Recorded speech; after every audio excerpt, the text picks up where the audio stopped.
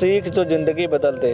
एक राजा था जिसका नाम रामधन था। उनके जीवन में सभी सुख थे।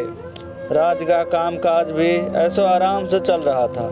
राजा के नैतिक गुणों के कारण प्रजा भी बहुत प्रसन्न थी और जिस राज्य में प्रजा खुश रहती है वहाँ की आर्थिक व्यवस्था भी दुरुस्त होती है। इस प्रकार हर क्षेत्र में राज्य का प्रवाह अच्छा था। इतने सुखों के बाद भी राजा दुखी था क्योंकि उसकी कोई संतान नहीं थी। यह गम राजा को अंदर ही अंदर सताता रहता। प्रजा को भी इस बात का बहुत दुख था। वर्षों के बाद राजा की यह मुराद पूरी हुई और उसे एक पुत्र की प्राप्ति हुई। पूरे नगर में कई दिनों तक जश्न मना। नागरिकों को राजमहल में दावत दी। राजा की इस खुशी में प्रजा भी झूम रही थी। समय बीतता जा रहा था। राजकुमार का नाम नंदन सिंह रखा गया। पूजा पाठ एवं इंतजार के बाद राजा को संतान प्राप्त हुई थी, इसीलिए उसे बड़े लाड़ प्यार से रखा जाता था। लेकिन अति किसी भी बात की अच्छी नहीं होती। अधिक लाड़ प्यार ने नंदन सिंह को बहुत बिगाड़ दिया था। बचपन में तो नंदन सिंह की सभी बातें दिल को लुभाती थी, पर बड़े होते होते यही बातें बदतमीजी लगने लगी थी। नंदन बहुत ज़्यादा जिद्दी हो गया था। उसके मन में अहंकार आ गया था। वो चाहता था कि प्रजा सदैव उसकी जय जयकार करे, उसकी प्रशंसा करे। उसकी बात न सुनने पर वो कोलाहल मचा देता था। बेचारे सैनिकों को तो वह पैर की जूती समझता था। आए दिन उसका प्रकोप प्रजा पर उतरने लगा था। वो खुद को भगवान के समान पूजता देखना चाहता था। आयु तो बहुत कम थी लेकिन अहम कई गुना बढ़ चुका था।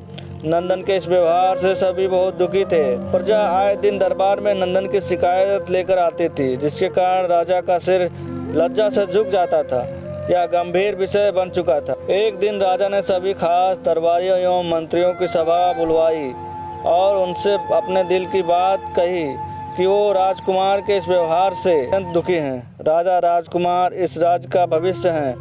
अगर उनका व्यवहार यही रहा तो राज्य की खुशहाली चंद दिनों में ही जाती रहेगी। दरबारी राजा को सांत्वना देते हैं और कहते हैं कि आप हिम्मत रखो वरना प्रजा निसहाय हो जाएगी। मंत्री ने सुझाव दिया कि राजकुमार को एक उचित मार्गदर्शक एवं समान जीवन के अनुभव की जरूरत है। आप उन्हें गुरु राधागुप्त के आश्रम भेज दीजिए। सुना है जानवर भी इंसान बनकर निकलता है।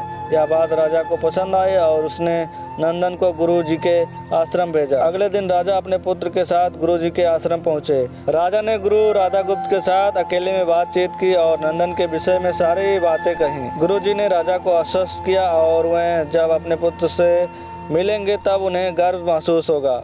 गुरु जी के ऐसे शब्द सुनकर राजा को शांति महसूस हुई और वह साहस अपने पुत्र को आश्रम में छोड़कर राजमहल लौट आए। अगले दिन सुबह गुरु के खास चेले द्वारा नंदन को भिक्षा मांगकर खाने को कहा गया, जिसे सुनकर नंदन ने साफ इनकार कर दिया। चेले ने उसे कह दिया कि अगर पेट भरना है तो भिक्षा मांगनी होगी और भिक्षा का समय शाम तक ही है, अन्यथा भूखा रहना पड़ेगा। नंदन ने अपनी अकड़ में चेले की बात नहीं मानी और शाम होते होते उसे भूख लगने लगी, लेकिन उसे खाने को नहीं मिला। दूसरे दिन उसने भिक्षा मांगना शुरू किया। शुरुआत में उसके बोल के कारण उसे कोई भिक्षा नहीं देता था, लेकिन गुरुकुल में सभी के साथ बैठने पर उसे आधा पेट भोजन मिल जाता था। धीरे धीरे उसे मीठे बोल का महत्व समझ आने लगा और करीब 1 महीने के बाद नंदन को पेट भर भोजन मिला। उसके बाद उसके व्यवहार में बहुत परिवर्तन आए। इसी तरह गुरुकुल के सभी नियमों ने राजकुमार में बहुत परिवर्तन किए, जिसे राधागुप्त जी भी समझ नहीं रहे थे।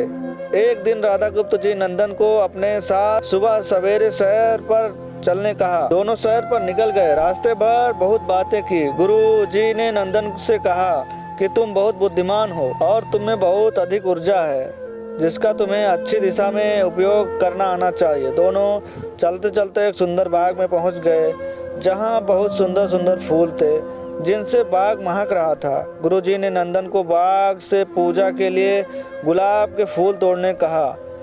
नंदन झट से सुंदर सुंदर गुलाब तोड़ लाया और उसने गुरु के सामने रख दिया।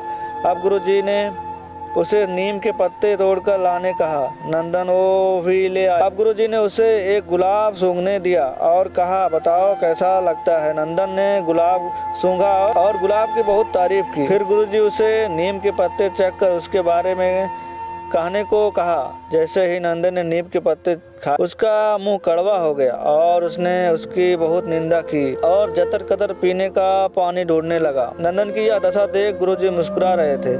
पानी पीने के बाद नंदन को राहत मिली। फिर उसने गुरुजी से हंसने का कारण पूछा। तब गुरुजी ने उससे कहा कि जब तुमने गुलाब का फूल सूंघा तो तुम्हें उसकी खुशबू बहुत अच्छी लगी और तुमने उसकी तारीफ की, लेकिन जब तुमने नीम की पत्तियां खाई तो तुम्हें वो कड़वा लगी और तुमने उसे थूक दिया और उसकी निंदा की। गुरुजी ने नंदन को समझाया, जिस प्रकार तुम्हें जो अच्छा लगता है तुम उसकी तारीफ करते हो, उसी प्रकार प्रजा भी जिसमें गुण होते हैं उसकी प्रशंसा करती है।